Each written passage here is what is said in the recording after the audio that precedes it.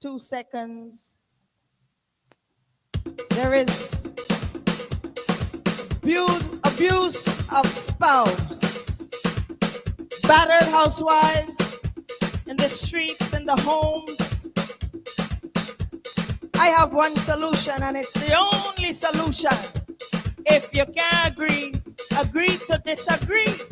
Otherwise, they will read on the tombstone, return if possible. The name of my song is entitled Runaway. One, two, one, two, one. All right. All right.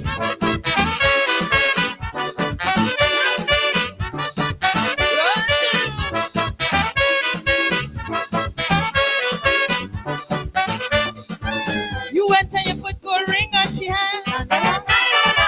You boasting in tongue that you wish she man. She said that you love, she bursting with joy. She give you a baby boy. Little did she know you wanted a man. Your next lady friend couldn't make the grade. No, she said I'm wondering what to do. How to get away. How to get away. How to get away from you. Daughters run away. Fathers run away. Lady cat just run away when you're treating them bad. Daughters run away. Fathers run away. What happened to you? Woman, you could run away too. Get out. Don't you stop.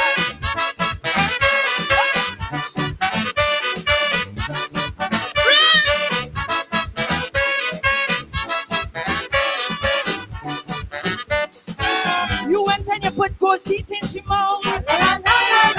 As all you get vexed, you coughing it out. You making she shame all over the place. Man, you is a damn disgrace. Not even the church, no, she cannot go. She begged for little love, you telling she no. And she frightened like hell to make up a plan. How to get away. How to get away. How to get away from you. Hawkers run away. Powders run away. Lady cat does run away when man cheating them bad. Hawkers run away. Cat does run away. Don't say the man squeal. Woman, put two wheels on your heels. Get out. Don't be wrong. And don't turn back. Run. Take your child and run. Back to mama. Back to papa. It ain't easy to be a battered wife and getting abused the rest of your life. When family come, you just have to smile and pretend that he's so nice. When they drink and drunk, well, now we can't be. You just have to wonder if he killed breeze. His licks left and right and all in your head. Woman, run away. Look, woman, run away. Run before he kill you dead. Run. Daughters run away. Powders run away. Lady cat does run away. When man cheating them bad. Hawkers run away. Doctors run away. What's happened to you? Woman, you could run away too. Get out.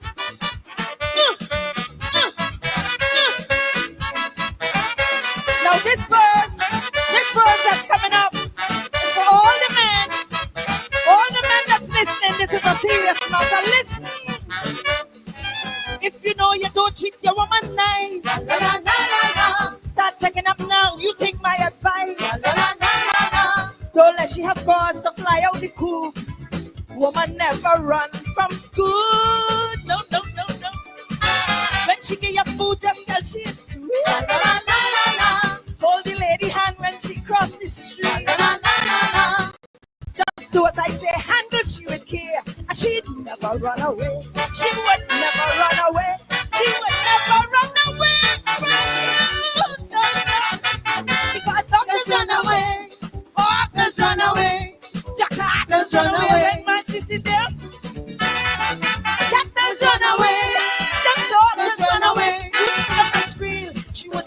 it and she is. She will get don't let she have cause to fly out the coop. Woman never run from good. No, no, no, no. When she get your food, just tell she it's sweet. Hold the lady hand when she cross the street. Just do as I say, handle she with care. And she'd never run away. She would never run away. She would never run away from you. No, no. Because dogs run away. Hawkers run away. Jackasses run away. When man cheating them. Cactus run away. Them dogs run away. You sit up and scream. She would put to it and she would get out. She go run. Back to mama. She go run. Back to papa. Come to you. Houston daughter. You know I love you. Hawk just run away. Dog just run away. Cat just run away. When man treating them bad, woman, you can run away too. That calypso, I'm playing it this evening for the literal meaning, which is spousal abuse, but also the political meaning. Our government is an abuser, and cat does run away. Dog does run away. Hog does run away when abuser treating them bad. Guyanese, or you can run away too. Dog does run away. Cat does run away. Hog does run away when man treating them bad. And we get a government that is a serial abuser. And if dog does run away and cat does run away, then human beings can run away fast. The elections coming up is a chance to run away quick from the serial abuser, abusing teachers, abusing vendors, abusing young black men, abusing trade unions, abusing pensioners. It don't care who. This government is a serial abuser. Put two wheels on your foot and prepare to run away. Start now. The election is going to be the end of the process. It's going to be the means towards the end. The election is not an end in itself. It's a means to an end. That is, we are going to use the elections as the means to run away, never to come back. As I said last night, and thanks for all of you who made contact with me. So many people contacted me about last night's program, including two of my Indian Guyanese friends who said that what I said last night had to be said. When people like myself have to sit down and hear people telling me I's a racist, and I's this, me, David Hinds, is a racist. David Hinds, who helped to fight against a black government, a government of my own race, and to go to black people and tell them, turn against a government of your race. I did that. I fight. When Indian Guyanese leaders were hiding in Freedom House, where Jack Dio been?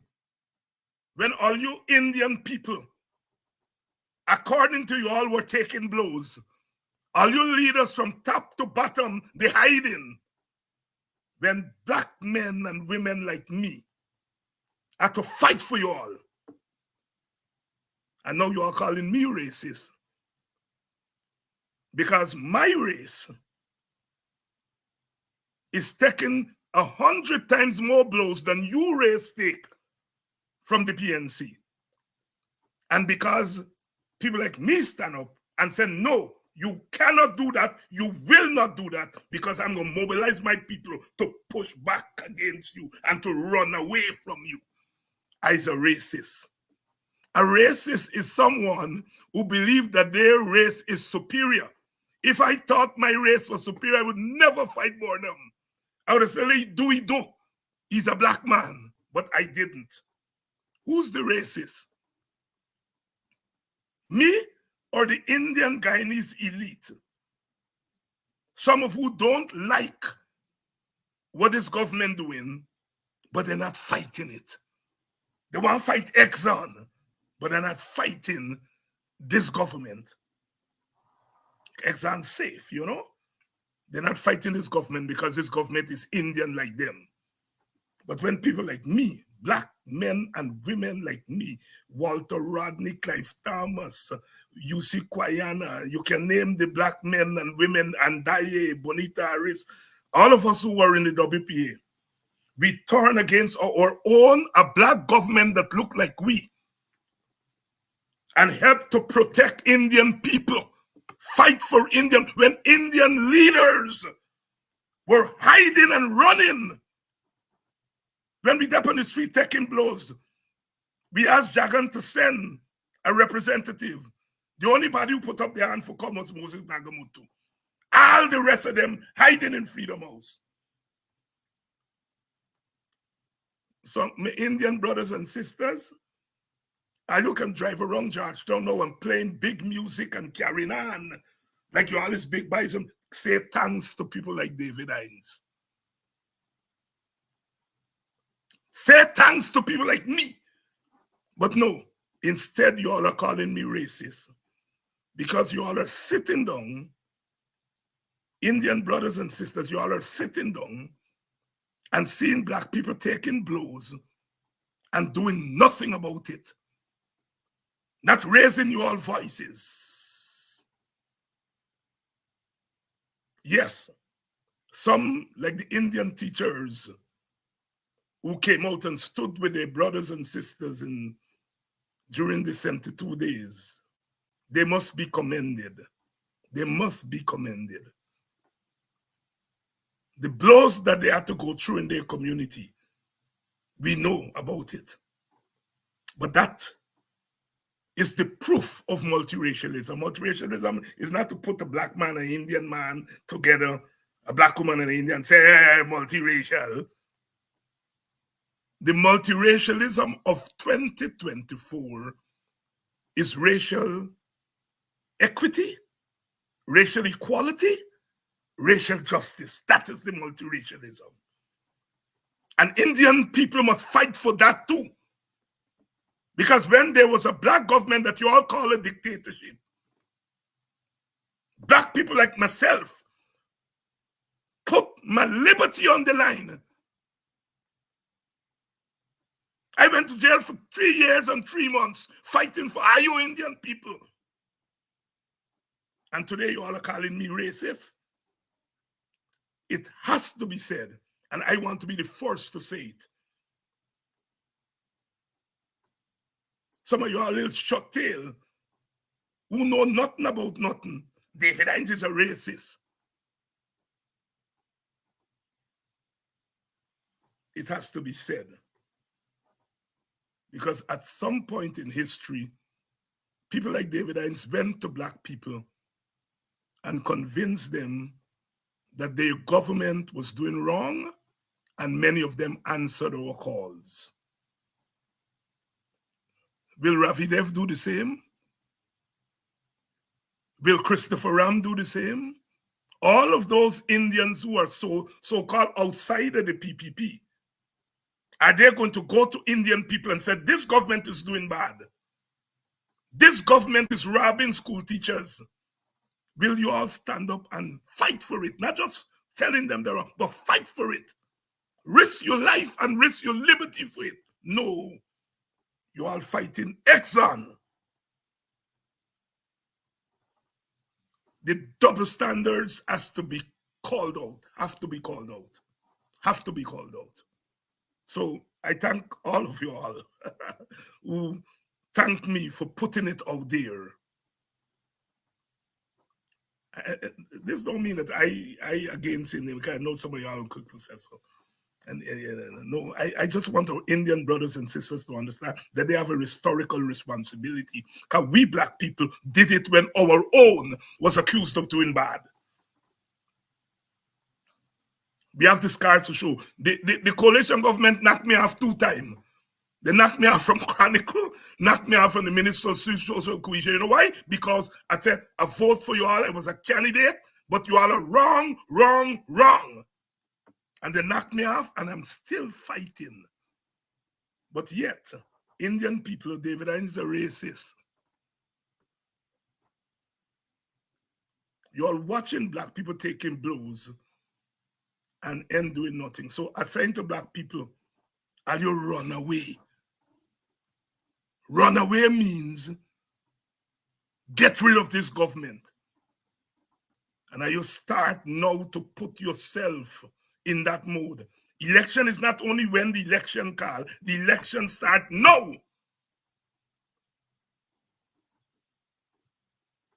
And I make my position very clear.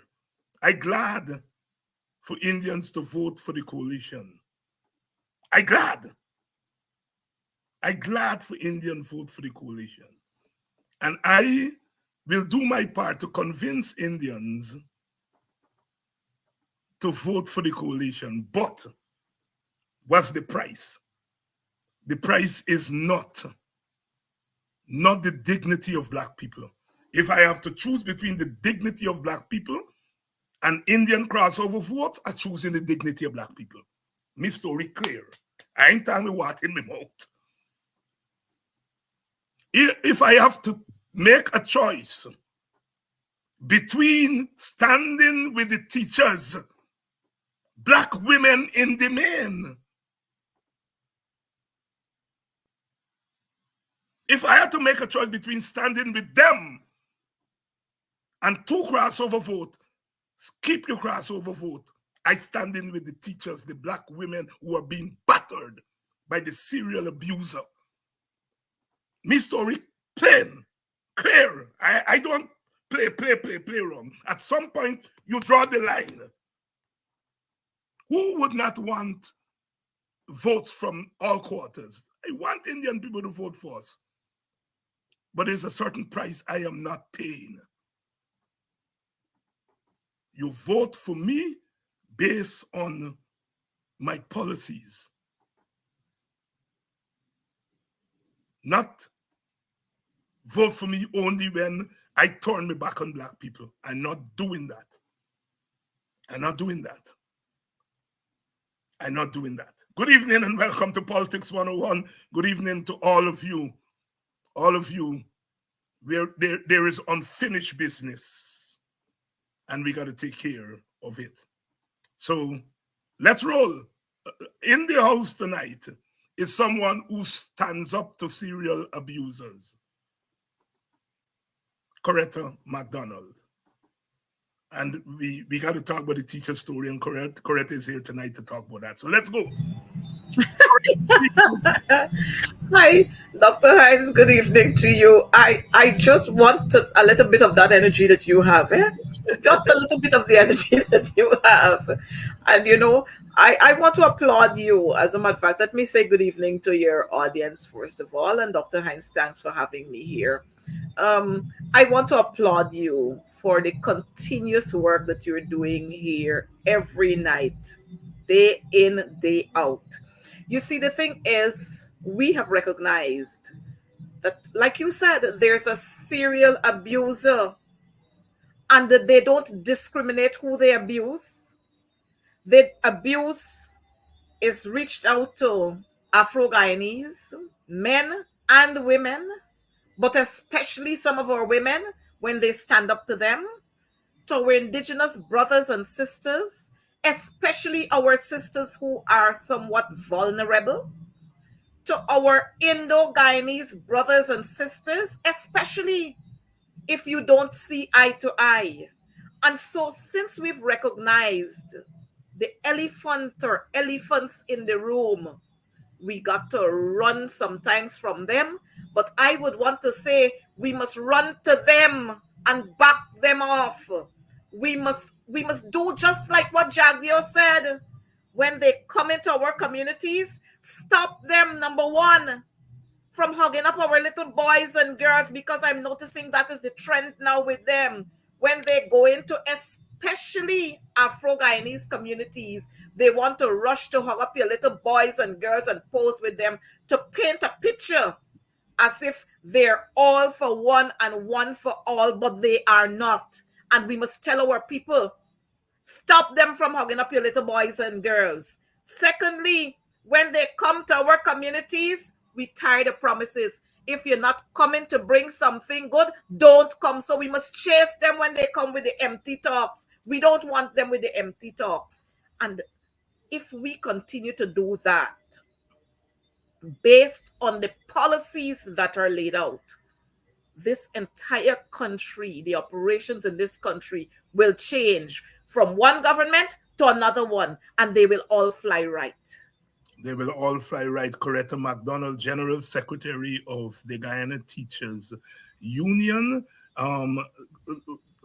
Coretta, you know, my story is not different from your story. There was a time when the Teachers Union went on strike against a government that most teachers voted for. Mm-hmm. And they used to say, use PPP and use this and use that.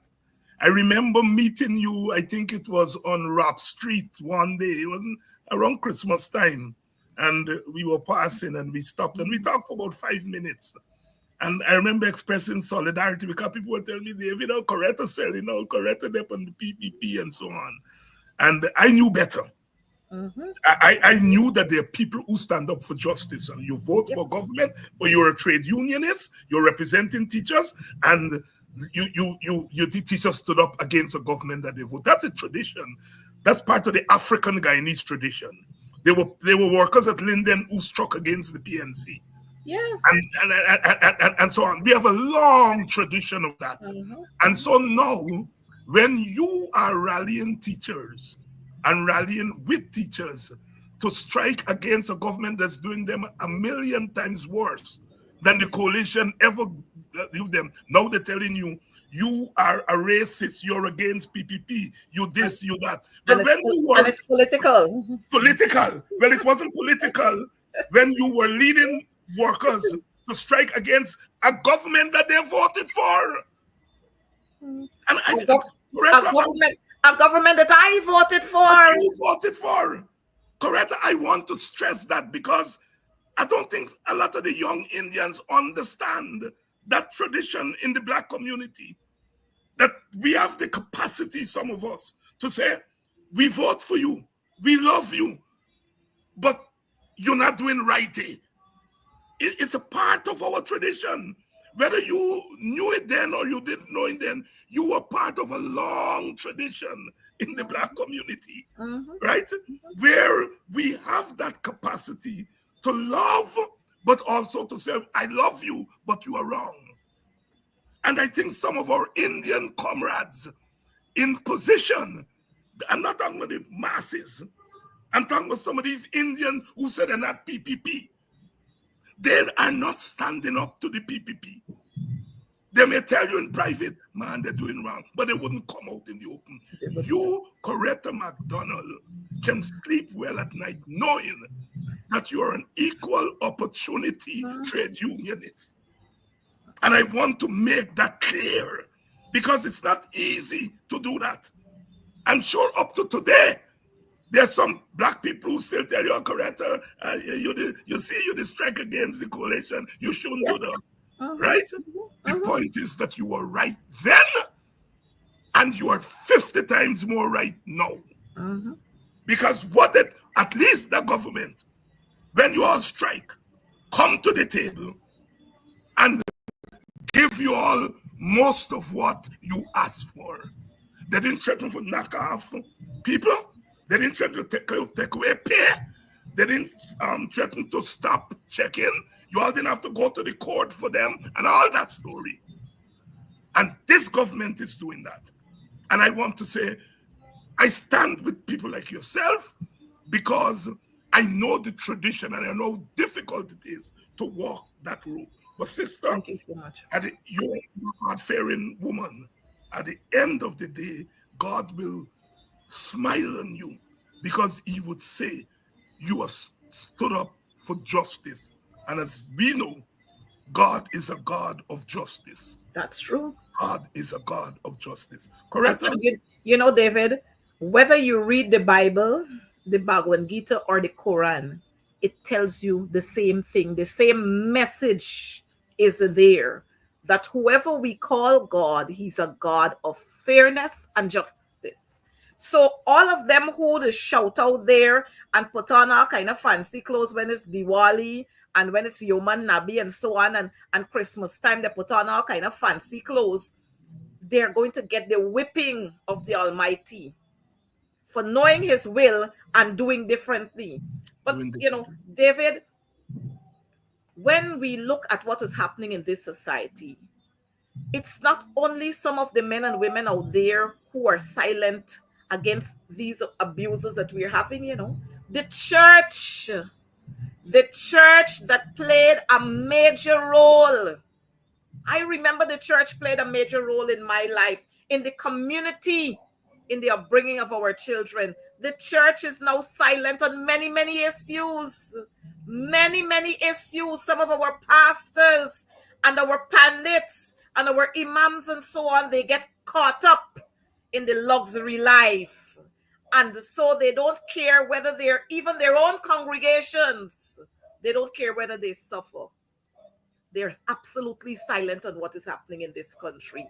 And so while we are rallying our workers to stand up against this abusive government, we've got to start rallying our religious people, the congregations, to start standing up against some of their pastors and their priests and the imams and their pandits and their reverends and so on. We've got to ask them to stand up against them, because you cannot be my shepherd and you're walking in one direction, but you are allowing me to go into another direction so that I can drown in the Red Sea. It cannot continue to happen. It cannot be business as usual. And so while we understand the abuses are there, we've got to be able to devise the means and the mechanisms and build that courage to be able to push that abuser back. To be able to push that abuser back. Coretta, there is an elephant in the room, as we know, and I talk about aspects of the African Guyanese tradition, and I talk about the aspect of the political culture where we can vote for a government, we can love that government, but we also have the capacity and the courage to say to that government, you're wrong. It's a part of our political culture that is not always articulated. There's another part of our culture, nevertheless, and that is we have some African Guyanese who are sellouts. That is also part of the African Guyanese culture. With capital letters. With capital letters.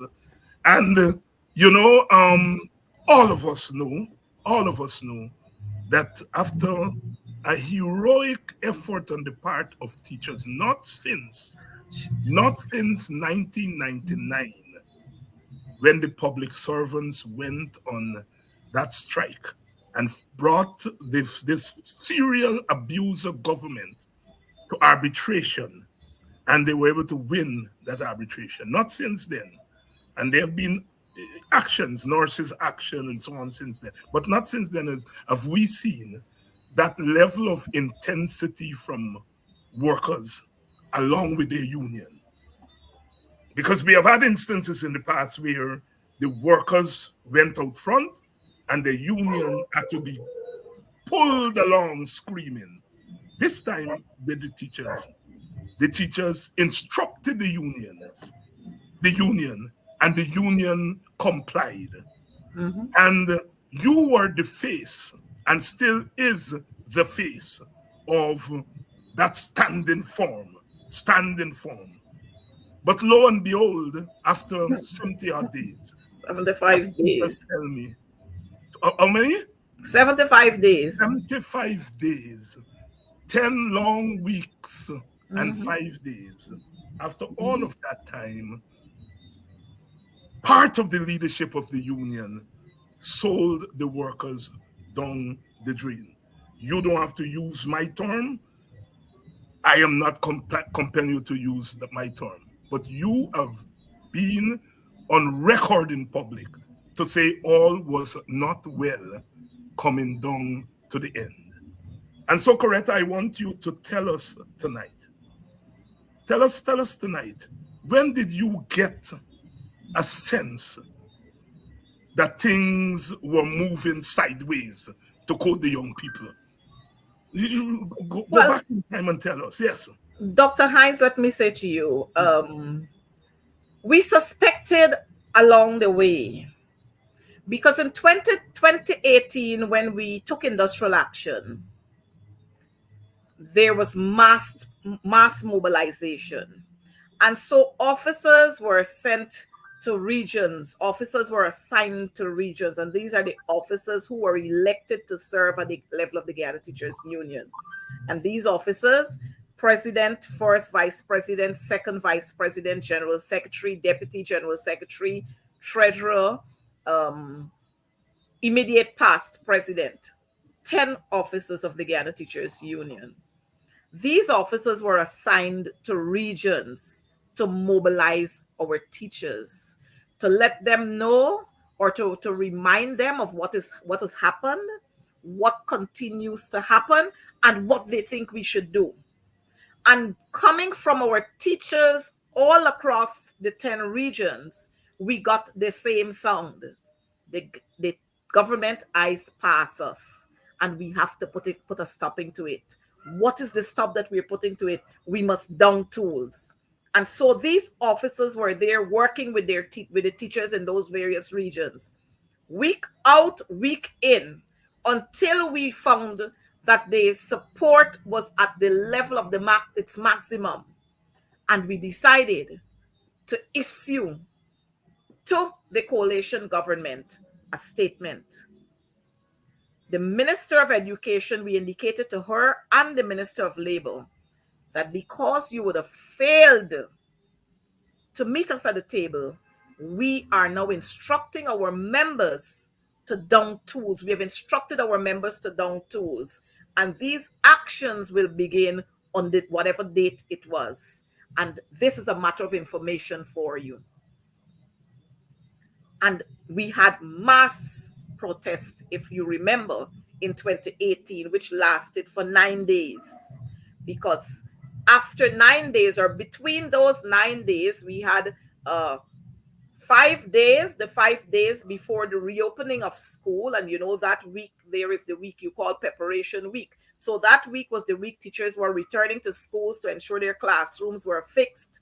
They were swept, the walls were wiped, and teachers put up their teaching aids and so on. And then we had 4 days into the new school year, 9 days. So in between those 9 days, the coalition government caught themselves and they recognized exactly what was happening. So on the Thursday, we had the meeting with them. We had 2 meetings with them or 3 meetings with them. But on the Thursday, we were able to agree that they are ready to offer us what we were willing to what we were asking for.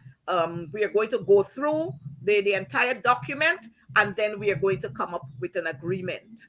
And so on that Thursday, while our members were standing in front of the Ministry of Labor, we were inside, and then we came outside and we informed them that the strike is over because we have agreed to A, B, C, that the government, as a matter of fact, they have agreed to A, B, C. Our teachers were pleased with that. This time around, there was kind of lazing around. And like you rightfully said, our teachers had to say, if y'all ain't going, we will go. So this time around, we were not assigned to, there was no meeting to say, well, we are going to be assigned to regions, or we are going to exchange regions based on what was the assignment the last time. We'll exchange regions and so on. No, there wasn't that. But we still kept pushing. We continue, some of us, the dedicated ones, the ones who understand what teachers feel, we kept pushing. And eventually, we had the opening for the industrial action, which we launched out on in February of this year. We continue to go out there, and because of our mobilization, one, two, because teachers knew to themselves that life on the other side was tough, and what they were receiving was nothing compared to what our colleagues in the Caribbean are receiving. And what the kind of respect that was being meted out to us, we had to put a stopping to it. And if you recognize that our teachers, and I must shout out to them, in region number 2, our teachers there came out in their numbers.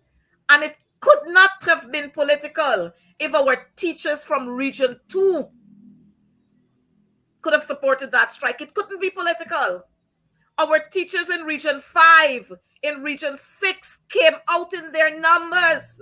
So while these clowns want to talk about the strike being political, it means, therefore, that the entire region 2 is anti-PPP in terms of the teaching population. It has got to be. And we know that is not true. And so our teachers were out there, and we were having little bits of talks. The ministry took a standoff attitude. They weren't prepared to talk. They're not doing this. They're not doing that. We went to court. You know what transpired with the court matter. The judge there found the evidence given by the CEO as not being credible. When our attorneys posed questions to the CEO, he couldn't answer. He couldn't remember. He couldn't. Luckily for us, technology is available.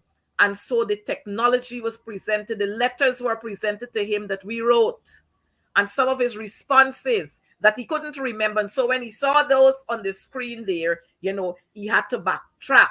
And that's when the judge said to him that, his evidence wasn't credible.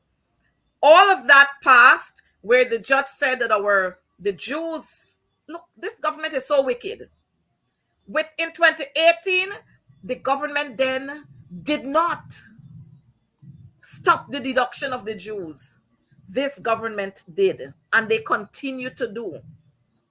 The government then did not issue the threats to teachers telling them that their pays are going to be cut.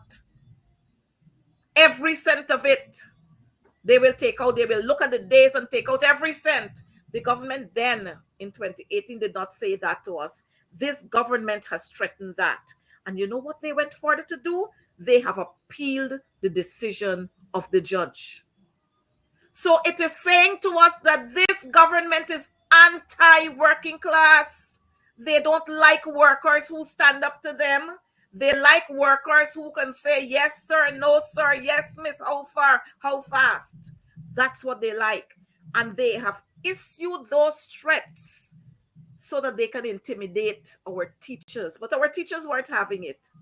Our teachers on the Essequibo Coast, one in particular, Martin Samaru, who stood out there and he was giving live commentary. They tried to block his Facebook page. They reported him. All sorts of things they tried to do to him. And I must say that they are victimizing him as we speak. He's also a photographer, because we understand that teachers' salaries can't make it, more so for a male who has a family. So he's a photographer. They have withdrawn several of the contracts that he used to have with government agencies in Region 2. You understand the wickedness of this serial abuser that we have to deal with, that calls themselves the PPPC government one Guyana? You understand the abuser? They have withdrawn those contracts from him. They went to a school, let me say, they went to a school after we resumed duties, looking for every little thing that you could find to nail him to the cross. But you know what? He's a professional. And so they couldn't find anything wrong at his school. And so teachers like these, teachers like Martin, we must recognize, we must shout them out every time, because they are dedicated and committed and they have that passion for teaching. But you know what? With all the passion that they have not been rewarded by some of their leaders who took time out to sell them and throw them into the river to the sharks. But I must say to you that while we were continuing to go out there every day, we saw the kind of hesitancy going on. But like everything else, sometimes you're blinded. You see these things coming, but you take them for granted. And sometimes you doubt yourself. No, man, this isn't going to happen. No, man. And I remember teachers were saying to us out there, and they were telling the president of the Guyana Teachers Union, don't think you're going to sell me out, because we ain't going to take it so. Don't think y'all going to sell me out. Don't think. The teachers were sensing what was going to come down, and they were saying it. They were saying it. I remember there was one particular teacher from the East Bank. Every day she came with buckets of fruits. And I'm not sure what relationship she had with some of the vendors, but every morning she went to Stabrook Market, and then she made her way up to Brig Dam. And then she would come and she would say to us, the vendors send this, the vendors send that, the vendors send that. I only had to pay for this, but y'all don't worry, you don't got to give me any money. You don't got to give me back any money. And she would say, every day she came, she said, Madam GS, I'm giving you this. Don't feel you're going to sell me out, Don't feel you're going to sell me out. And we stood there and we took quite a lot of that for granted. Just give me a minute. I think something is happening here with my computer. My battery is saying something. Just 1 minute. Let me just hook up this. And Sister Coretta McDonald, they're giving us a blow by blow. Often you see things, you see the optics, and you don't always know what's going on behind the scenes. And it's good sometimes when you get people like Coretta to come and to give us a sense of what's going on behind the scenes, right? Teachers were sensing it, and there were machinations going on behind the scenes. And now, the morning after, we are talking about that, and we talk about these things so that we can correct them the next time around, and that we can pay attention to those in our midst. As I said just now, there are positive aspects of our political culture, but there are also negative aspects of our political culture. I think Coretta is ready for us. Yes. Here? Yes, Coretta. Go right ahead. I don't know why I thought the computer was plugged in. It wasn't plugged in. I might have distracted you when I was trying to fix your light. Maybe. Yes. So, like I said, the teachers were sensing a couple of things, and they were voicing this, but we took it for granted. We went, as a matter of fact, in the first instance, teachers said we should not have gone to the court and agree to that discussion, that arbitration, that discussion when we had the mediator. Yes. And we went off of the strike, and then we had to return to the streets again. Teachers said that should not have happened, but it happened. We went through this passage, and then we recognized a couple of our officers, the teachers highlighted and pinpointed them.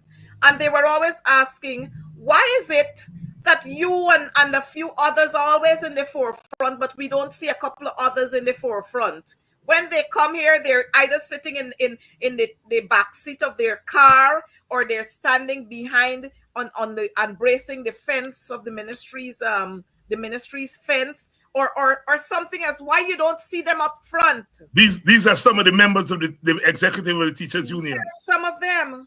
And the teachers were pointing out these things. But again, we took those things for granted. And we took it that, some people can't deal with the sun. Some people don't like to be in the forefront, but they're here, they're giving their support. But that was the beginning of things to come. To bring that story, let me bring the curtains down. We started engaging the ministry when we left labor.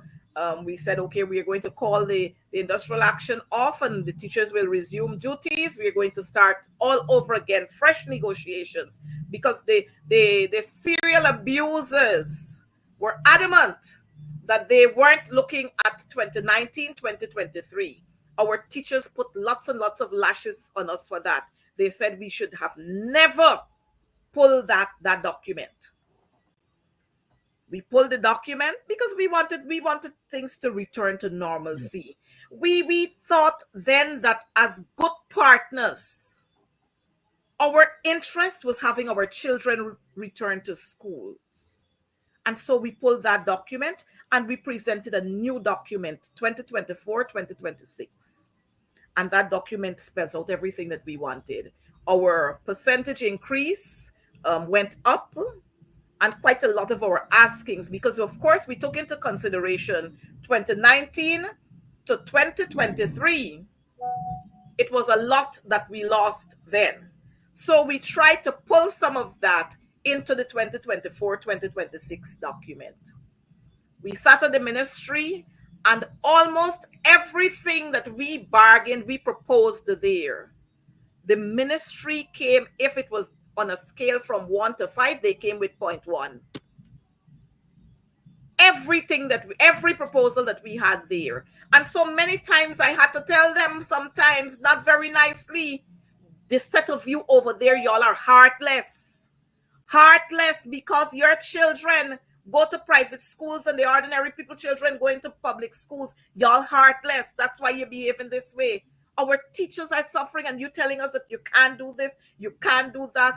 The first thing we learned is that the budget doesn't have fiscal space to accommodate the kind of asking in terms of percentage, the percentage that we were asking for.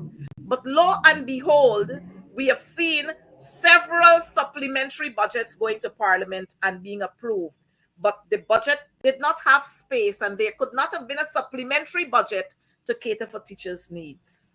You see the kind of wickedness? And I'm hoping that the viewers are listening and that they're taking note that if the educators can suffer this kind of fate, the nurses can suffer the same fate.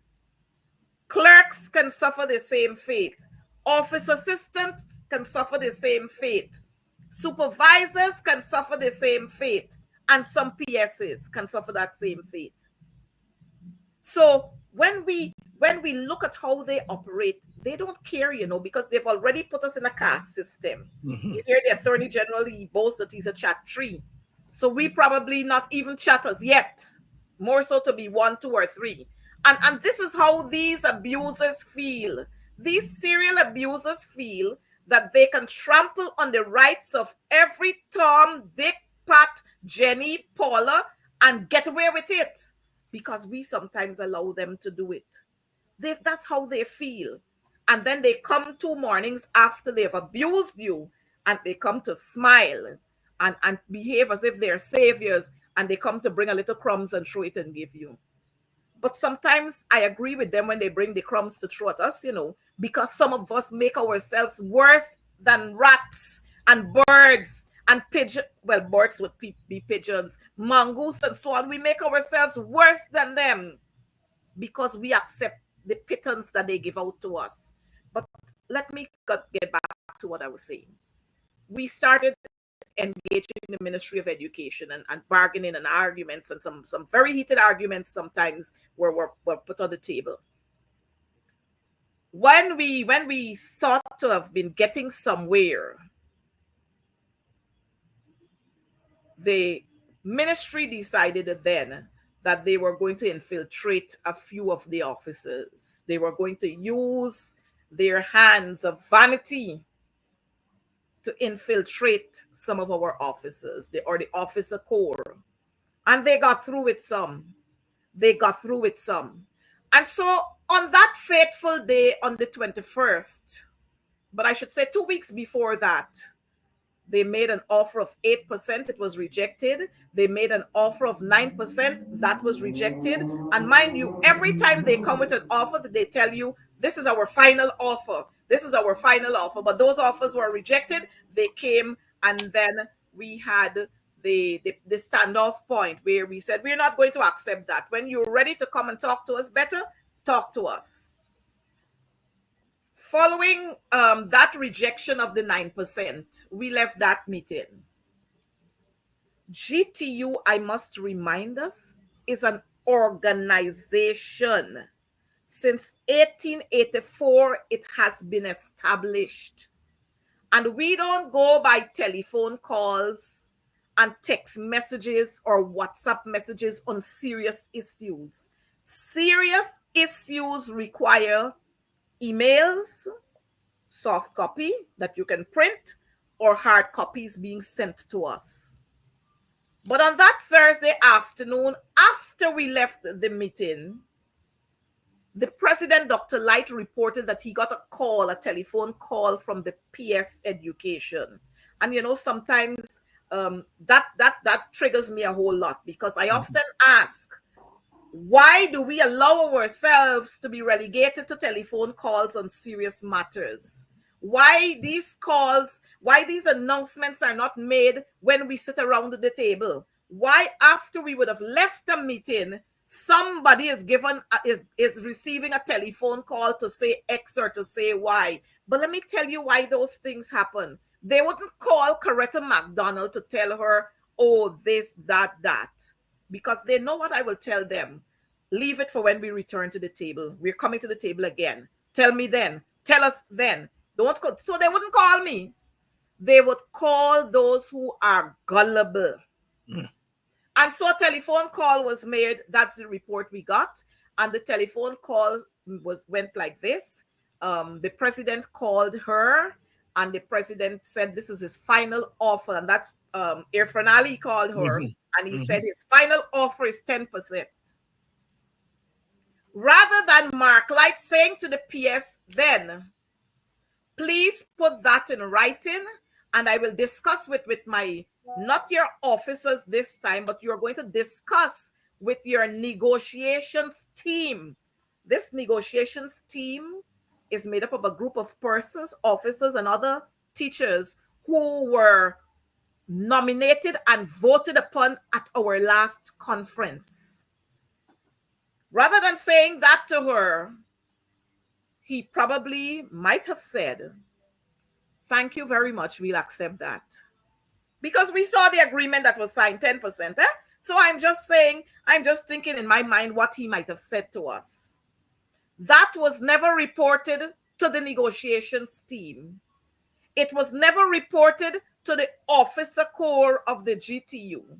But a meeting was called, and this was Thursday afternoon. You had Friday, you had Saturday. Nothing was reported. But you waited until another couple of days, and then you summoned a general council meeting on a day when you know many, as a matter of fact, the general council meeting was summoned at 6:30 in the morning for 10 o'clock.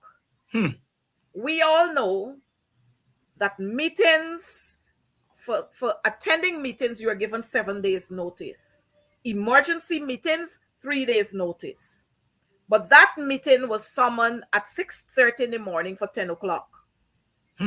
When that announcement was made by Mark Light, many of our general council reps indicated they will not be available because they had other issues, other matters that they planned to attend to. I could not attend that meeting because I had parliament on that day. 6 of the officers of, imagine, 6 of the officers of the GTU were not present in that meeting. But the president went through with a meeting where a couple general council reps turned up because the agenda said update on salaries negotiations. So those reps turned up there because they wanted to have an update so they can share with their members. They never had any indication that they were going to be asked to vote on that day. So they turned up there. And of course, when they turned up there, they were misguided. They were told about the non-salaries benefits, that many of the non-salaries benefits are in our favor. They were told that the officer corps were tired and we were looking at our safety. Mind you, we were out there for 75 days and our safety didn't matter. But when we are sitting around the negotiations table now, your safety matters. And so our officers were concerned about their safety. Now, this man was reporting on officers' behalf when there was no meeting with the officers, when no officer indicated to him that they were tired. Maybe a few indicated that they were tired, but there was no meeting for persons to say, I am tired, I think we should accept, I think we should do that. No meeting. And so at that General Council meeting, because several of the officers, like I said, were absent from that meeting, the General Council reps who were present took the man's word for granted. They believed everything he said to them because it's the president who was talking and you don't expect the president to lie to you. He further said to them, if we did not, the offer is 10%, and if we didn't accept the 10%, then we can lose. Teachers who were in that meeting questioned. 10% is not enough. They can't return to their branches to tell them we accept 10%. Let's go to arbitration if that's what they're doing. Let's go to arbitration. You know what the response was? If you go to arbitration, you're going to lose. Wow. And you're going to get less. You ever hear anything like that? You go into arbitration and you'll get less. You either end up with the same thing or more. You never get less. And this is what happens to people who, like I said, are gullible and they allow material gains to take away their consciences. And so a vote, the teachers were asked to vote.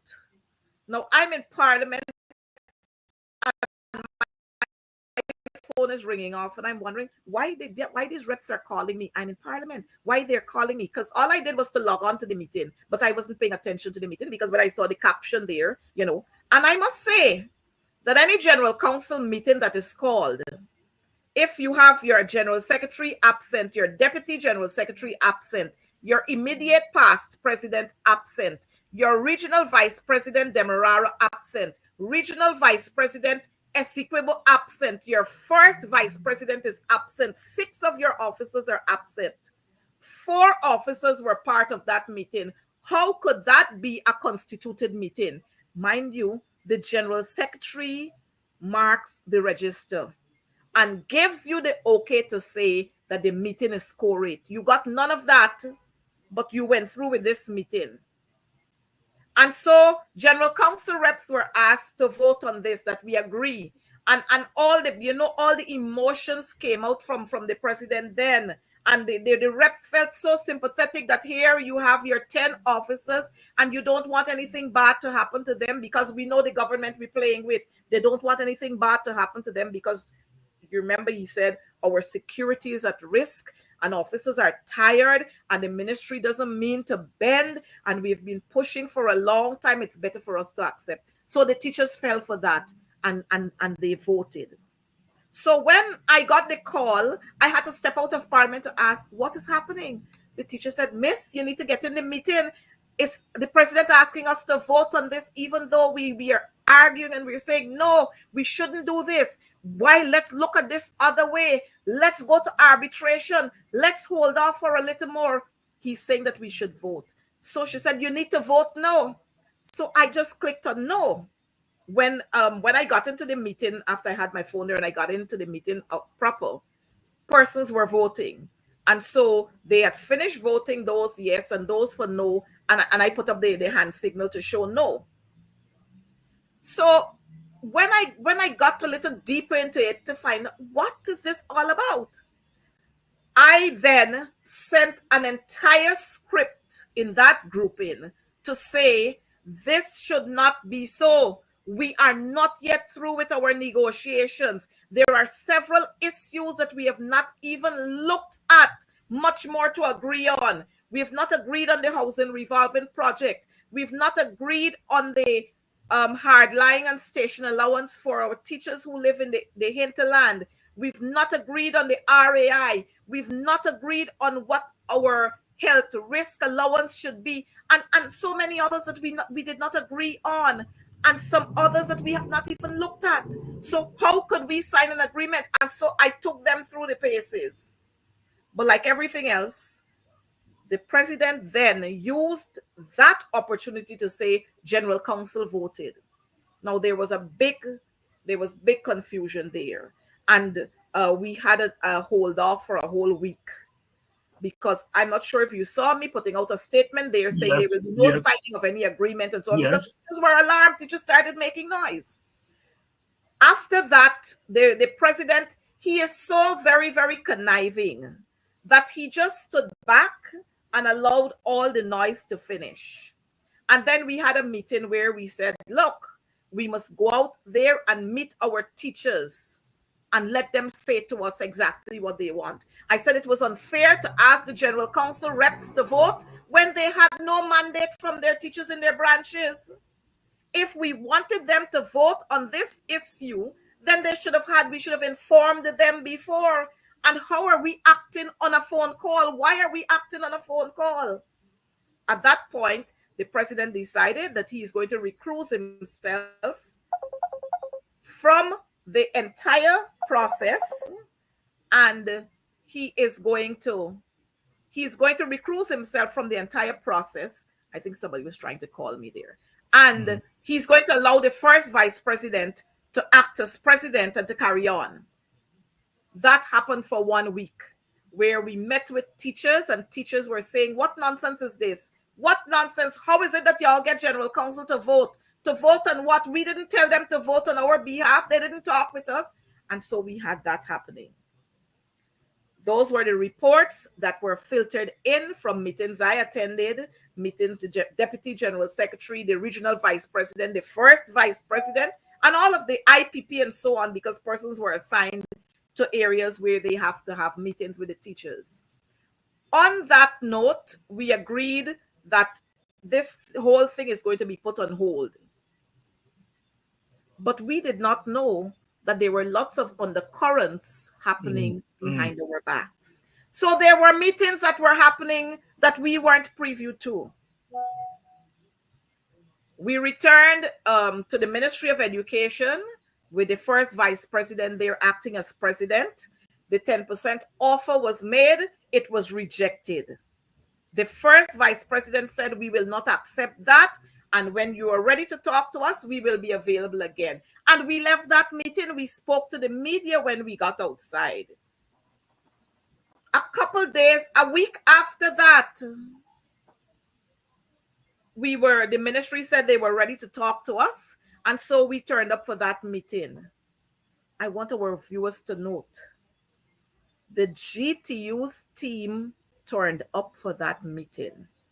At no point did the president or the second vice president who signed that document, at no point did they say to us, look, we are going to be signing a document today. At no point.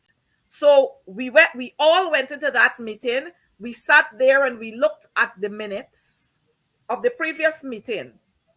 I remembered saying to them while we were at the previous meeting, look, the issues that we've already agreed upon, let's start formulating the language for those issues, those conditions. So we put them aside. In our minutes, we must have 3 columns.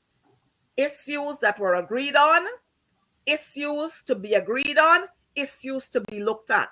So when we go to the minutes, we don't have to dwell on those that have been agreed on already.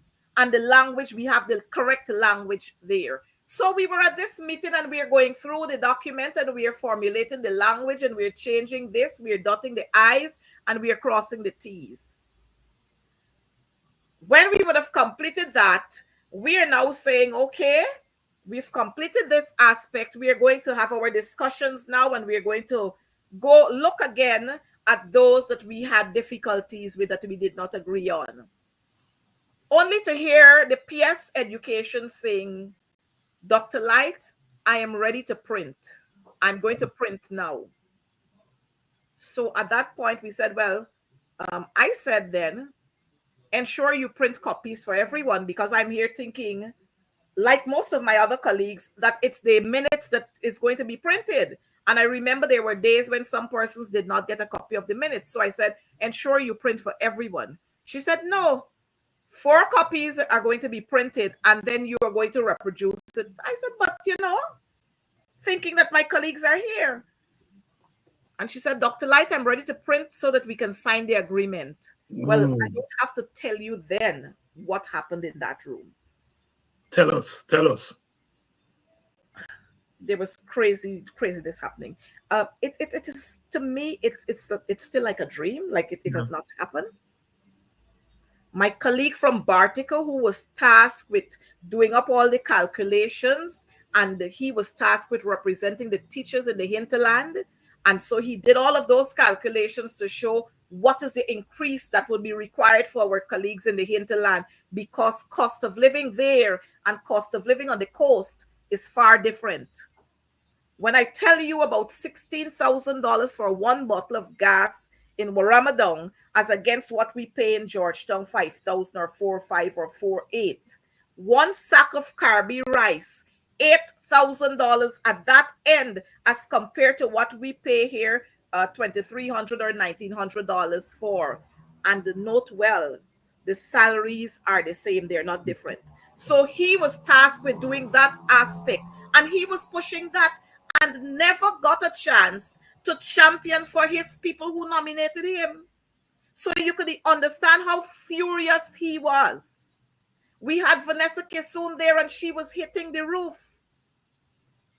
As a matter of fact, there was even an attempt to scramble the document and tear it up, and I had to, you had to break up, because, getting angry is one aspect. But then you're a professional, that's one. And 2, the spin that would take. That's right. So I had to say, hold on. GTU, stop.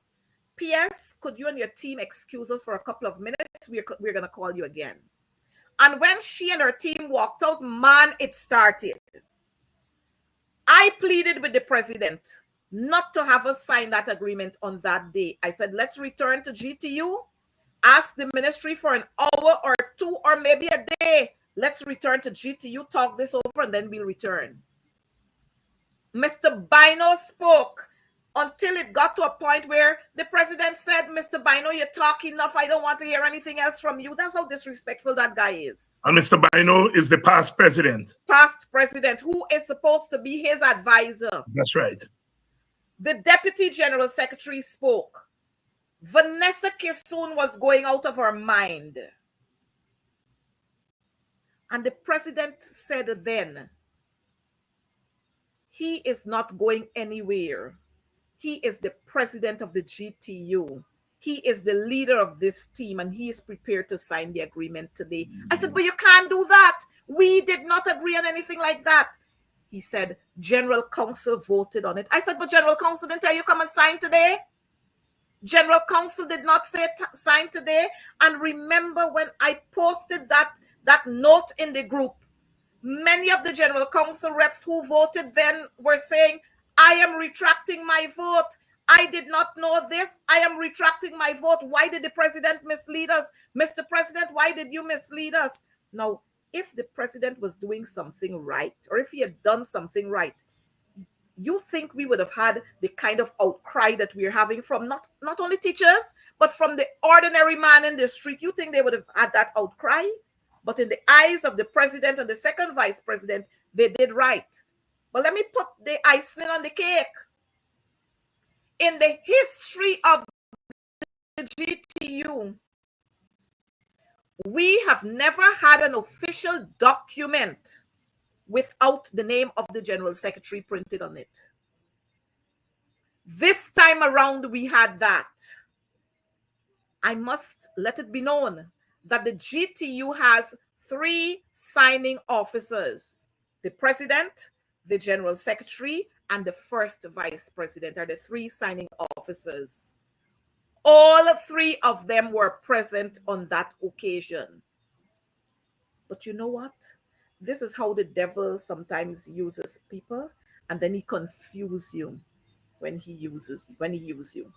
So rather than printing the name of the general secretary on that document, the name of the second vice president, Julian Cambridge, was printed on that document.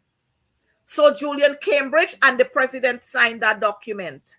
The first vice president was right there. The deputy general secretary was right there, and the general secretary was right there. Now let us put it in this context.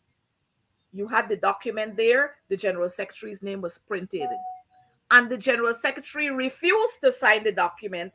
Then we could have said, all right, she refused, so we're asking the deputy general secretary to sign on her behalf because he's a part of the secretariat. The secretariat and the general secretary who heads the secretariat is the custodian of the union's seal. Now, if the deputy general secretary had refused to sign, then we could have asked the first vice president. But the second vice president's name was printed on that document and he signed. So I don't have to tell you more because you all went to IFLOT University, so I don't have to tell you more. It was a whole cook-up, conniving story to deceive the teachers of this country and to deceive parents. Now, why would we want to go out there and stand in the sun for 75 days when we know that we only wanted 10%? Why did we deprive our children almost 3 months? No, 3+ months. Yes. Why did we deprive them almost a term or a term and more if we knew that we wanted 10%? Why did we have to put many of our teachers who are being victimized now through what we put them if we knew that we wanted 10%? And so when you look at this whole thing, a document, a proposal that is asking for 39.5%. Now, we know that we wouldn't get 39.5%. We know that. But when you're negotiating, you start from a high point and then you wind your way down to exactly where you would want to be. It would have been good if we got 39%, but the 39% was not for all teachers across Guyana. The 39.5% was for our teachers who fell in between TS scales 1 to 3. Because that's where the majority of our teachers are, and those are the ones whose salaries are the lowest. So we placed that percentage there for them. For 2024, teachers who fall between TS scale 4 to 19, we ask that they be given 30%. And for the rest of the years, that they be given the 25% each for the rest, the 2025, 2026. But we started off on that high note there. Now, everybody, the ministry, they were so very abusive that they bypassed the two categories that we were bargaining for, and they decided that it was going to be 10% across the board. You see, that's what they do all the time. They don't care about the man who's sitting below. All they're concerned about is the man who's sitting at the top here. So when you give 10% across the board, the man at the top will go higher up, and the man at the bottom, he will go further down. They don't care about the man at the bottom. But we thought about our teachers, hence the reason for the two numbers that we placed there. Now, we did not even get half of what we argued for. You notice? No, I noticed, and I just want to remind you, Coretta, because this story is so big that at some point after the General Council meeting, the teachers instructed you all not to accept anything below 30% or 29%. You remember that? Right? Mm-hmm. Yeah. Mm-hmm. Yes, before that. But I forgot to say, we were engaging our teachers in general meetings, general membership meetings on Zoom. And then all of a sudden, there was no more engagement with the teachers, and we should have picked that up. But like I said, we took these things for granted. And so we stopped engaging membership. And then, and the president, he was just saying, okay, we're going to do this. We're going to talk about this. We're going to talk about that. So membership was no longer important then. And that's what I said to them in the note. When we wanted our teachers to go out on industrial action, we went out there and we met them. We engaged them. When we want their votes, we go out there and meet them. Why don't we go out? Why aren't we going out there to meet them now? Why we don't want to engage our teachers now? But I want our teachers to understand. Look in the media and see what you are seeing. You're going to see the clear picture of those who sunk you way below in the deep Red Sea. Look at them. You're going to see them in the media. Look around and you're going to see who are the ones that are receiving tickets for the executive suite or presidential booth at cricket and so on. You look around, you will see them. Those are the people who don't have you at heart. And they will come to you come mid-October, November. They will come to you to ask you to nominate them to run for positions again. You have to be wise. The GTU is now half broken, you know, because even when you went to sign off on 10%, you did not even have the common decency to say, well, look, I'm prepared to take 10, but reinstate the Jews. Reinstate the Jews. I am prepared to take 10. Ask your principals to drop the appeal. And so with this appeal that is in front of us, I pray God doesn't allow these abusers to win. Because if they win, you know what is going to happen there to teachers? Teachers will suffer all over again and worse. And you know what is the message they're sending there? The message they're sending there is, don't ever stand up against us, because we will cripple your union and we will cripple you. So don't ever stand up against us. And thirdly, they are playing with the survival of teachers, because we know what they will do if they were to win that appeal. They will deduct in chunks, huge chunks, those teachers' monies for 75 days. I wonder if Mark Light or Julian Cambridge is ready to repay those. And this is what we have to start. I must start mobilizing our teachers to tell Mark Light and Julian Cambridge that y'all, you better have monies. You better have monies to repay us. Because you went there and signed the agreement, you better have monies to pay us if we lose that appeal. And this is how heartless these cannibals that we have there who signed that agreement, that's how heartless they are. They don't care about teachers. And you know, they talk about, oh, you're bringing the union into disrepute. I got to bring the union into disrepute because the people out there stood with us when we were in the streets. The regular, ordinary Guyanese came there and they brought water, they brought ice, they brought some juice, they brought some chana, they brought some sandwich. A guy came there some days with a van with hot soup for the teachers. So I have to bring the union into disrepute because these were the people who were backing us. All the folks in the diaspora who were sending monies via MoneyGram and all over. They sent money to bring our teachers from the Pomeroon River on 2 occasions out to the Essequibo coast. They hired boats and brought them out and prepared meals for them. So we have to speak out when these kinds of nonsense happen. But you know what? The two who signed the agreement, they're just like the PPP. They like to trample on people's rights. And then they like to play wrong and strong now to tell you that you mustn't make noise about it. Those two who signed the agreement. But a better day is coming. A better day is coming. And I want to use this opportunity to thank those persons in the diaspora who stood with us. To thank our ordinary local Guyanese who stood with us. All of those businessmen who did not want their names and so on to be mentioned. I want to thank you because you were there and you recognize that teachers have value. You know, this year, the theme for World Teachers Day this year is valuing teachers' voices. That's the theme for this year, World Teachers Day. Valuing teachers' voices towards a new social contract. That's the theme for this year's World Teachers Day celebration. And let me tell you, with all that the Ministry of Education did to teachers, you know, on World Teachers Day, not even a pencil they didn't offer to teachers. Not even a pencil. I see them throwing up teachers' pictures on Facebook, as if teachers could eat their pictures being thrown up on Facebook. Not even a pencil they couldn't offer them.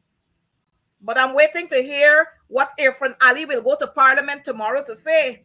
He better come right. He better come right when he's coming to Parliament tomorrow. He must come to Parliament to address all the corruption that we got in this country, all the discrimination, all them contracts that go into family, friends, and favorites and cronies. He better come right. And he must come to tell us tomorrow that he is going to appoint the Chancellor and the Chief Justice. He must come to tell us that. Or don't come at all, because the people in this country are tired of you and your nonsense, Irfan Ali and Jagdio and all of you. So don't come to Parliament to tell us foolishness about, March 2020 elections and rigging of elections and democracy and transparency and who had it and who in, because you should be the last to talk about that. Just as recent as when we had the local government elections, I don't know if the viewers remember, Dr. Hines, if you remember, Barra Jagdio had to apologize to the families of a deceased woman because they had her name on the list. So don't come to tell people about rigging elections, because you are the riggers. You are the sanctimonious gangsters. And then you got the two champion ones from GTU who would have joined you. Coretta, a lot of people are asking here on the chat.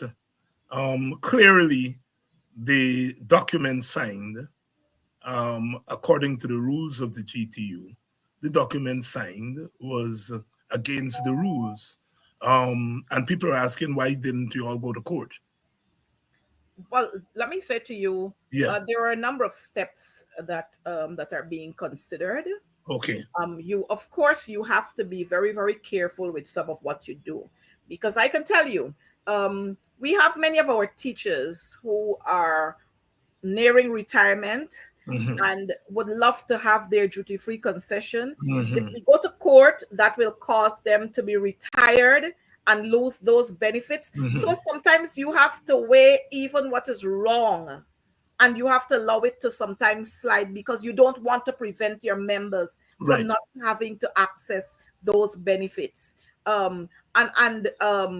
We that coupled with some of the benefits we are going to receive for additional qualifications, which is not many, which is not much, but we have increased the number of qualifications from what we used to have. So all degreed programs are now recognized by the ministry, and teachers are going to be get paid for it. But the cock in that is, if you have a first degree, if you do the management program, you have a first degree, you have a master's, and you have a doctorate, you're not going to be paid for all four.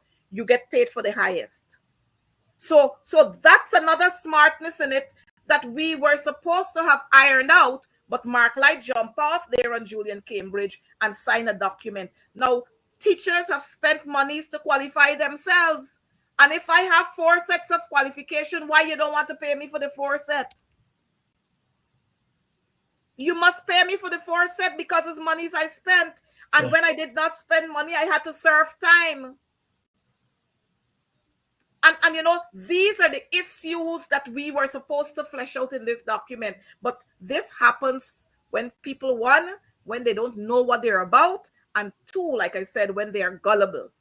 Outside of the court, taking that matter to court, because we've engaged several lawyers. But like I said, you have to look on what is here, what is there, how it will weigh, because, you know, we as a people and persons in general are funny. They would be upset about the signing of the 10% agreement, but they'll get more upset with you and turn against you if you prevent them now from having a duty-free or personal thing, right? Or something of that sort. So we have to weigh those. Outside of that, there are several other procedures that we can use within the confines of the Guyana Teachers Union Constitution to hammer out some of these. But I can tell you what, since then, the GTU, we have not met since then. Wow. I was about to ask. No executive council meeting, no general council meeting, even though persons are clamoring that we should have this meeting, iron out this whole issue, whether we got to cuss out on that day, and let's get past this. Teachers are saying we want to hear from Mark Light because he signed the document. but he's afraid to go out there and embrace the teachers and speak with them. I noticed that there's going to be some sort of a meeting, but I can say to you, in one's mind, in my mind, I don't know how comfortable I can go to sit in a meeting with people who betrayed me. Yeah. I don't know. What am I going to tell you? Anything coming out of your mouth, I am going to be very skeptical about it, because let me say it, the 21st is a special date for Mark. In 2021, on the 21st of August, Mark did the same thing to teachers when we took industrial action then against the PPP government. It was not this on this for so many days, but on the 21st, he sold us out, call off the strike. And then another 21st in 2024. So that day seemed to be a special day for that young man. But teachers have a voice, and teachers are now being asked to use their voices, to use their pencils, to go to the branch meetings and say clearly, we don't want them because they have failed us. They have failed us. You know, we have another issue to talk about, but I'm just going to briefly mention it here. Mm-hmm. We noticed that the Teaching Service Commission is dismissing our teachers left, right, and center. Many of our teachers. And you know why this is happening? Because the union sold itself for grass. Mm-hmm. So it's happening because they recognize now that the union is not as strong as it used to be. Yeah. Sports. Yeah. We know that this is the term for athletic sports when everybody mind gearing up towards inter-house, inter-schools, inter-branch, champion of champions, and then the National Athletics Championship. But it's not going to happen this year again because the ministry have decided that they're going to push nationals now to March of next year. But isn't that going to be close to exams and so on? And so? This was changed a couple of years before. It did not work. They had to revert to the November period. They're changing it again. And you know why they're changing it again? Because they recognize that the union is weak. They got some weaklings who can suck up to them. So that's why they're doing these things. And you know who's suffering in the long run? Our teachers. But let me reassure our teachers that as long as your concerns come to me, I will continue to use every breath and every bit of strength I have in me to ensure that you are treated justly. West Rumveld Primary, when it's not water woes, it's toilet woes, it's flooding of the toilets, it's garbage, it's electricity sparks, fire the school. West Rumveld Primary. Westminster Secondary School that was just built not too long ago. Water woes, toilets in Flushing for the last 3 weeks. No running water this school. And Priya jumping around this place to talk all kind of foolishness, eh? President's College. The woes is happening there. And President's College ought to be the school of excellence. But because it was established by LFS Burnham, they're throwing President's College in a corner and allowing all kinds of things to happen there. We got the students at Madia, where they claim that a student lit the fire there. 20 lives. Priya got to walk around with that belt every time. I'm going to make it for her and put all of those faces so she can walk around with it proudly. 20 lives were lost there. Simply because people don't care. You had to be a rocket science to know that. All you had to get there was a hammer or some torch to cut those grills that the fire service said you should take them off from the windows because it is not safe for the children. But they just don't care. Our indigenous people don't mean anything to them except for when they want your vote. Mm-hmm. And note, we got a Minister of Amerindian Affairs, who's indigenous herself. Mm-hmm. But when you get too caught up in the material gains, you forget your people. So 20 lives were lost there. Some of the children from Madia Secondary, They brought them and dumped them down at President's College. Now, those children needed counseling. It was not offered. Or whatever wish-wash thing was done, it was not proper. So those children are never the same again.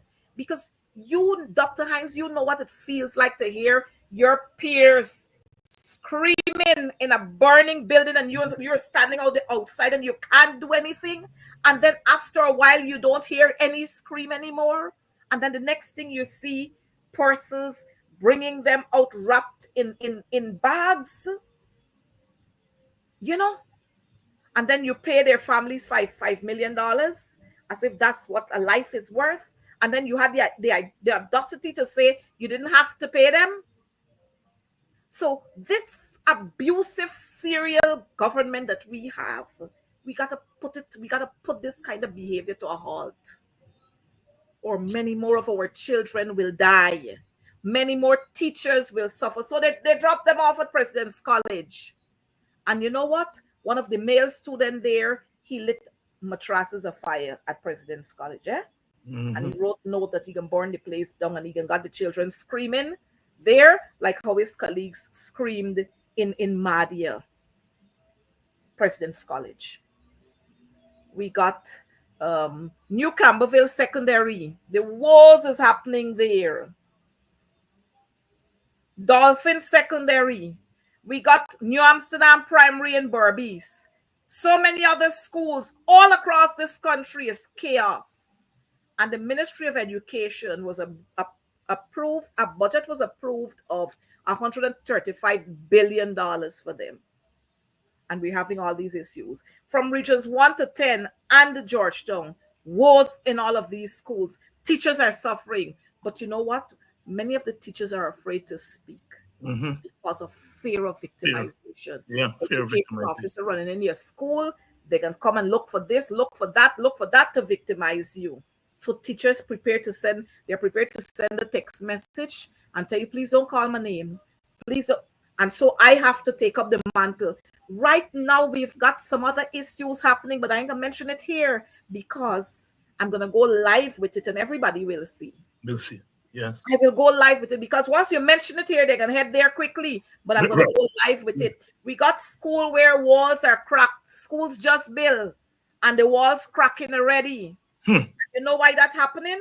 Because if the contract is $5, $3 goes towards the contract, $1 go towards whoever the minister is as they top up, and $1 going to Freedom House. Every contract you get, you got to pay a percentage to Freedom House. That's the complaints and the cries of the contractors that we're having. And then when that is not enough, you're taking people who can't even hold a hammer properly and you're giving them contracts. And so that's the kind of abusive government that we have in this country. I know you know that one company got secured 40 contracts. Yes. One company. One company. One company. What happened to all them other companies? Something wrong with them, with the managers and everybody else. They don't know how to write. They don't know how to prepare bids. One company secured 40 contracts. And we know where those monies will go. They're securing the contracts as one. They're collecting the monies too. But find out if the drugs are being bought and distributed to the hospitals. That's why when you go to the hospitals, you can't get any kind of medication. You got to go outside and buy it. And when you go to some of the pharmacies and buy the drugs, it's what was supposed to be at Georgetown Hospital or New Amsterdam or Fort Wellington or West End. It's selling in private pharmacies that belong to some of our friends and families. That's what we do that's what we do here. So this serial abuser has got to be stopped. And he can only be stopped if we, the people, rise up and stop this monster. Because if we don't do that, all of us are going to be consumed. And the fitter of the fittest will survive. The fit of the fittest. We have to rise up, so says the General Secretary of the Guyana Teachers Union, Sister Coretta McDonald, really laying it out tonight exactly what went on behind the scenes. Obama called it a teachable moment, and we have to recognize these teachable moments and turn them into moments of liberation, Coretta, as usual, always thankful for coming on. I know that in the weeks following the sellout, you were busy, and I waited because I know our country, things happen every day. Abuse goes on every day, and people forget sometimes some of these things. And now, 2 months later, it's a good time to remind us of the great sellout, of 2024. Coretta, thank you so much for your courage. I mean, in times when fear stalks the land, in times when people are afraid of losing their jobs, their livelihood, sometimes afraid that they'll be physically demolished, we need people like yourself to use your own body, to quote Walter Rodney, as a barricade, and you have been doing that. Thank you so much. Dr. Hinds, you're so welcome. And just allow me to say a heartfelt thank you to One Communications, more especially to the Chief Executive Officer, Mr. Damian Blackburn. He, for the last 3 years, he has been in the forefront of recognizing teachers. And he's grateful and happy to do that because he owes who he is today to teachers who brought him through. And so for this week, like what they've been doing over the years, this week they have collaborated with us to recognize the teachers across this country. And so yesterday we started in Region 3, where 70 teachers were recognized, compliments of One Communications. Today in Georgetown, we had another 70 teachers. And tomorrow we are going to be recognizing our teachers in Linden and Kokwani, all compliments of One Communications, led by Mr. Damian Blackburn. And we want to continue to express our thanks to Damian and his crew for coming to our rescue, even at such a time as this, when our teachers are feeling so demoralized. They have come to our rescue again. And I want to publicly thank them for what they are doing for our teachers. As a matter of fact, let me say it here now. It's all because of Damian Blackburn that the GTU has now been equipped with the MMG, so that our teachers can now pay their dues via MMG.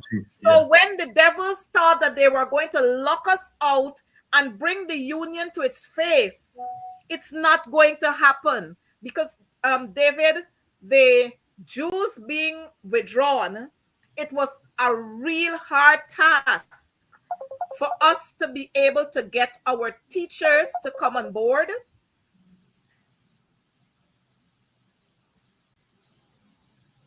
It was a hard task for us to have the Jews coming into us, because our teachers who live in Warramadong, our teachers who live in Oriala and all of those places, even right in Georgetown, to get the teachers to round them up to pay that $700 when it's in their hands, it was a hard task. Now teachers from their own homes, with the use of their cell phone, they can now pay their $700 to the union. And so I want to thank him for that, because teachers will be, it's at the teachers' convenience now, and the union will be benefiting because we will receive an additional percentage from that MMG transaction, which will go towards assisting even more, many more of our teachers. So we're so thankful for that aspect. And so the government can continue to not reinstate the deduction, but it's coming in via another means. So we're happy that that is happening. And our teachers all across this country, I know you're hurt, but remember, if there's no union, there can be no you. If there's no union, there can be no representation. So we need to continue to build our union, paying those dues, because that is what we use to offer you all the benefits we offer you.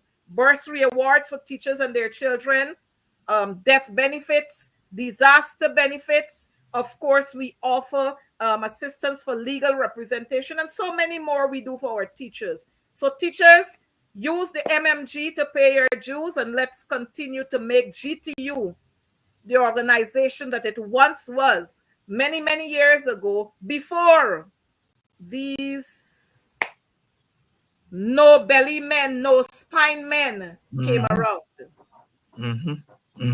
Coretta McDonald here, and I usually don't push political parties, but the AFC has said it will offer 45%. The PNC said it will offer 35%. We in the WP are saying, as a first step, we will bring the teachers up to an average of what the CARICOM countries are paying their teachers. Whatever percentage that is, we will go along with that percentage. And when we bring them up to date, we then sit down with the union and talk about where we go from there. So you have 3 political parties who are committed to our teachers. And we have to be, because all of us know the benefit of education and what teachers did for us. My auntie had a 5th standard education. She couldn't help me with my homework, me and my sister, and my brother them. And so we had to depend on our teachers to teach me, help me with homework, and do everything. And so without teachers, we could not be. Of course, once the teachers complain, Auntie and asking question. You're asking question because she entrusts our future to our teachers.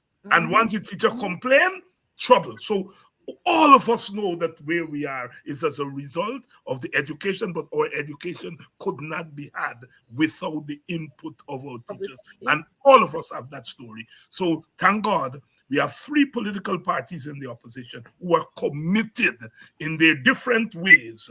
As I said, the AFC said they will give 45%.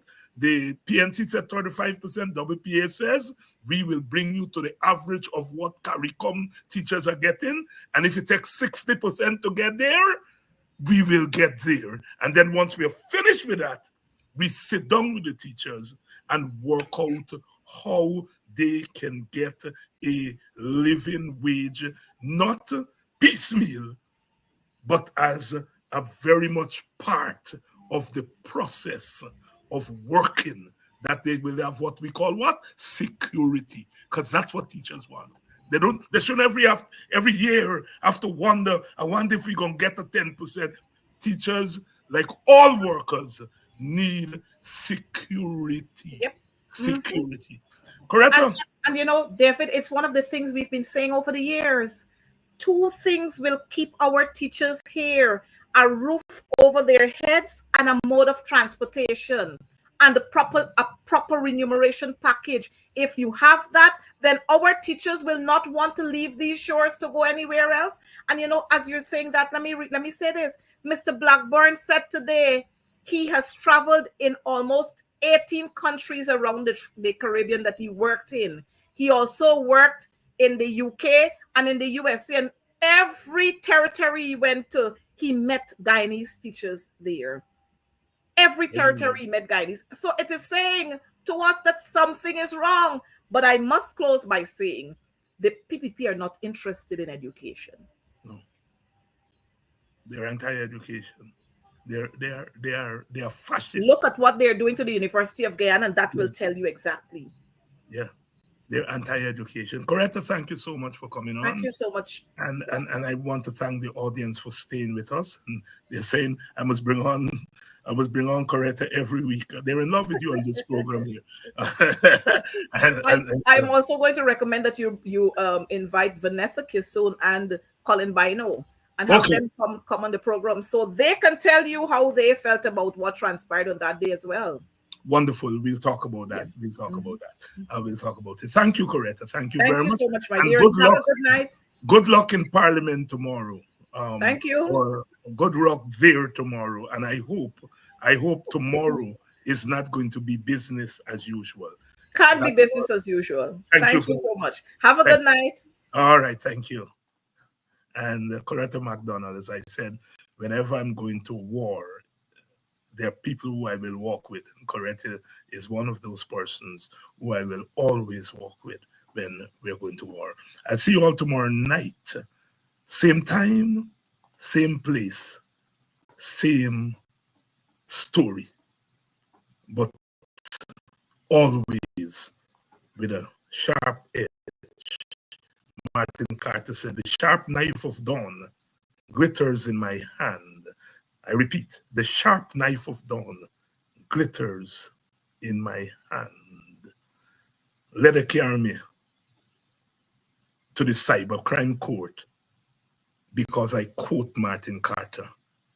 The sharp knife of dawn glitters in my hand.